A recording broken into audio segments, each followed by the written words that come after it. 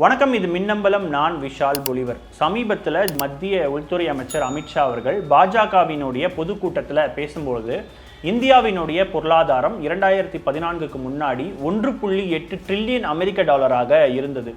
அதுவே 2025ஆம் ஆண்டு பார்த்தீங்கன்னா கிட்டத்தட்ட 4.2 ட்ரில்லியன் அமெரிக்க டாலராக அதிகரிச்சிருக்கு அப்படின்னு சொல்லி பேசியிருந்தார். சமீபத்தில் குறிப்பாக சொல்ல போனோம்னா கடந்த மாத இறுதியில் நிதி ஆயோக்கினுடைய முதன்மை செயலாளர் பிவிஆர் சுப்பிரமணியன் அவர்கள் பேசும்பொழுது IMFினுடைய அறிக்கையின்படி இந்தியாவினுடைய பொருளாதாரம் அப்படின்றது ஜப்பானை முந்திருச்சு. ஸோ இந்தியா பார்த்தீங்கன்னா ஜப்பானை தாண்டி வளர்ச்சியில் போயிட்டு இருக்கு அப்படின்ற மாதிரியான விஷயங்களை சொல்லிட்டு வந்தாங்க.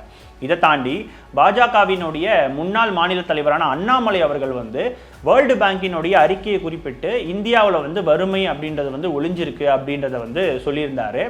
அந்த வேர்ல்டு பேங்கினுடைய அறிக்கையை பற்றி நம்மளுடைய மின்னம்பலத்தினுடைய வெப்சைட்லேயே பார்த்தீங்கன்னா ஒரு விரிவான செய்தியை நம்ம போட்டிருப்போம். இதை தாண்டி நேற்று பார்த்தீங்கன்னா அந்த வேர்ல்டு பேங்கினுடைய அறிக்கை அப்படின்றது எந்த அளவுக்கு உண்மைத்தன்மை வாய்ந்தது, அதில் சொல்லக்கூடிய விஷயங்கள் இந்தியாவினுடைய நிலைத்தன்மை எந்த அளவுக்கு இருக்குது அப்படின்றதையும் ஒரு காணொலியாகவும் நம்ம போட்டிருந்தோம். பார்க்காதவர்கள் அந்த காணொலியை பார்த்துருங்க.